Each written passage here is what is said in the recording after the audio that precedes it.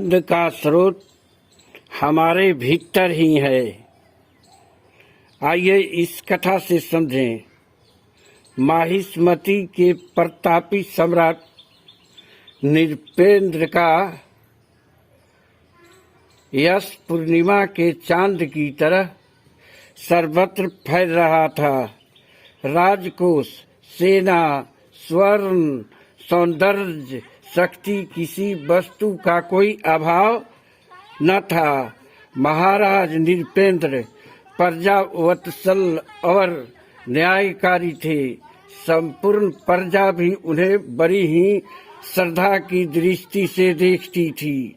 समय बीता, शक्तियां घटी, शरीर टूटा, वृद्धा अवस्था बढ़ने लगी और इसके साथ ही नृपेंद्र के भीतर में उद्वेग और क्षोभ छाने लगा।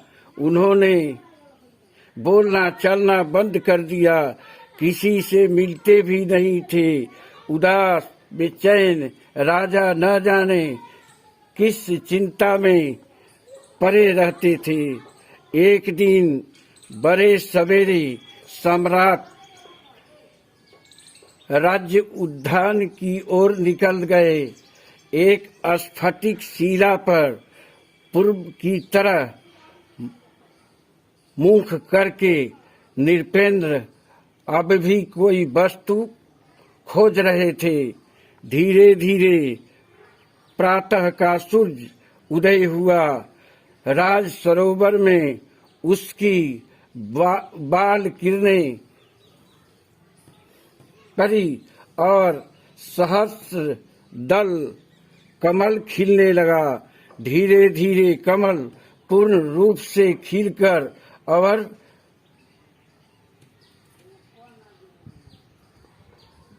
खिल गया और अपना सौरभ सर्वत्र बिखेरने लगा। राजा की आत्मा से आवाज फूटी, क्या तुम अब भी रहस्य नहीं जान पाए कि सूर्य का प्रकाश कहाँ से आता है? तो जान लो, सूर्य का प्रकाश उसके अंतःस्फुरण से आता है। कमल का सौरभ उसके भीतर से ही फूटता है। यह जो सर्वत्र जीवन दिखाई देता है, यह सब आत्मा के भीतर से ही फूटता है। आनंद का स्रोत हमारे भीतर ही है। इसे तुम्हें ही जगाना पड़ेगा। इसके लिए आत्मोन्मुख बनना पड़ेगा और साधना करनी पड़ेगी। आत्मा की आवाज सुनकर राजा नृपेंद्र घर आए और उन्होंने एकांत में बैठकर आनंद की खोज में लग गए। धीरे धीरे उनके अंतःकरण में प्रकाश की किरणें फैलने लगा। शरीर के साथ साथ चारों तरफ दिव्य प्रकाश फैला हुआ है। सारे कष्ट दूर होते जा रहे हैं। सब कुछ बहुत सुंदर लग रहा है। आनंद का अनुभव हो रहा है। इस प्रकार उन्हें सचमुच स्पष्ट हो गया कि शरीर के अंदर ही आनंद का स्रोत है।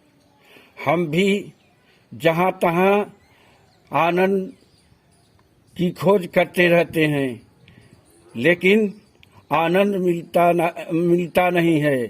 किसी ने ठीक ही कहा है, कस्तूरी कुंडल बसे मृग बसे, मृग खोजे वन माही। आनंद तो हमारे भीतर है, हम खोजें जग माही।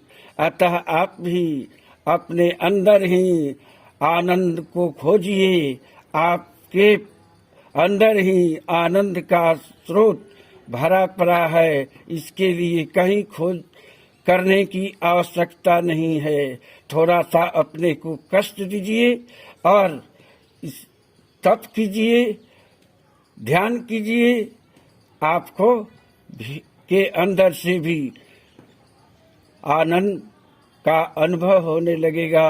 आपके अंदर से दिव्य प्रकाश फूटने लगेगा, जिससे आपके साथ साथ आसपास के लोग और जगह भी आलोकित रहेंगे, आनंदित रहेंगे। बस इतना ही।